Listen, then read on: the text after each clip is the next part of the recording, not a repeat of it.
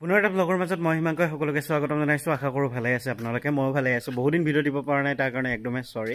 যিহেতু বহুতে সুধিও আছে মোক যে কিয় ভিডিঅ' দিয়া নাই, শ্বৰ্ট ফিল্ম কেতিয়া আহিব বা কভাৰ ভিডিঅ' কেতিয়া আহিব। কভাৰ ভিডিঅ'টো মই আজি এবছৰ হ'ল দিয়াই নাই, একদম মানে বাটে ঘাটে বা ৰাজ পূজাও গ'ল। ৰাজ পূজাটো সকলোৱে এটাই কথা কয় যে কভাৰ ভিডিঅ' কেতিয়া পাম বা শ্বৰ্ট ফিল্ম কেতিয়া পাম। আচলতে মোৰ কণ্টেণ্টে সেই দুটা, ভ্লগটো মই এনেই মানে টাইম পাছ বা কিবা কিবি বনাই থাকোঁ আৰু য'ত যাওঁ। তো সেইকাৰণে মানে ভ্লগ কৰিব ইচ্ছাও নাযায়। এতিয়া শ্বৰ্ট ফিল্ম কৰিব লাগিলে বহুত টিম এটা লাগে, তো টিম নাই কমেও 20জনমান লাগে। তো সেই 20জন এতিয়া মই ব্যস্ত থাকোঁ কিছুমান বেলেগ বেলেগ কাৰণত, তো মই যেতিয়া ফ্ৰী থাকোঁ সিহঁত ফ্ৰী নাথাকে। তো এনেকৈ মানে টাইমটো মিলাব পৰা নাই। বাকী শ্বৰ্ট ফিল্মৰ এনেকৈ ডিছকাশ্যন চলি আছে আমাৰ, বহুত ধুনীয়া ধুনীয়া শ্বৰ্ট ফিল্ম দিবলৈ ইচ্ছা যায় আৰু লিখাও হৈছে বহুত, কিন্তু মানে কৰিবৰ কাৰণে সুবিধাটো মানে নাপাওঁ। তো তথাপিও 2025 পৰক, যিহেতু ডিচেম্বৰ পৰিলে আৰু ডিচেম্বৰত মোৰ এক্সামো আছে। তো এক্সামটো ভালে ভালে পাৰ হওক। তাৰপিছত 2025ত যদি চব ঠিকে থাকে, তো 25ত মানে মোৰ ইউটিউব চেনেলটো কমপ্লিট মানে চেঞ্জ কৰি দিম আৰু কভাৰ ভিডিঅ' হওক বা শ্বৰ্ট ফিল্ম হওক। তো কথা দিছোঁ আৰু বাকী চাই থাকিব নৰ্মেল ব্লগ এটা, নৰ্মেল দিন।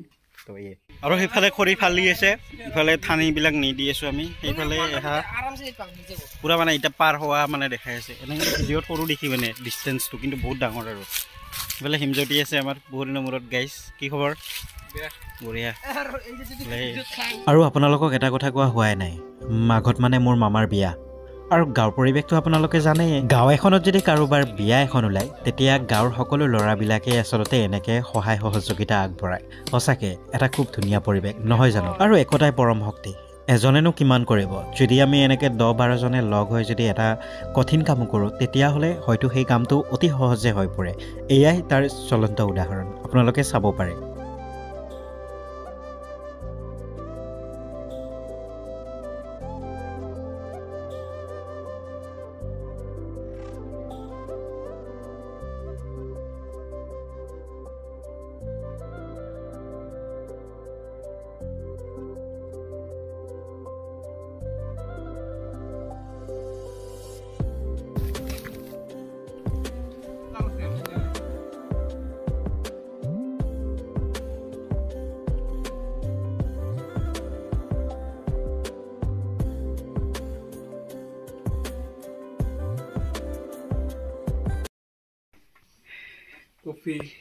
কফি ডাল, কিবা মুগৰ ডাল ফ্লেভাৰ কফি গাইছ।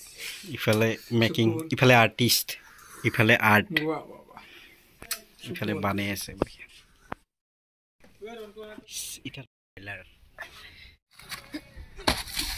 আৰু যিহেতু আমাৰ আইতাহঁতৰ ঘৰত এইখন শেষৰখন বিয়া, গতিকে আইতাইনো কিয় পিছ পৰি ৰয়, সেয়েহে অকলে সকলোকে ভাত বাঢ়ি দি আছে। যিহেতু সকলোৱে ইমানখিনি কষ্ট কৰিছে আৰু শেষত এয়া হ'ল ভাত খোৱাৰ এটি দৃশ্য।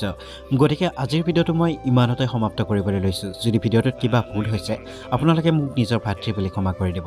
ধন্যবাদ।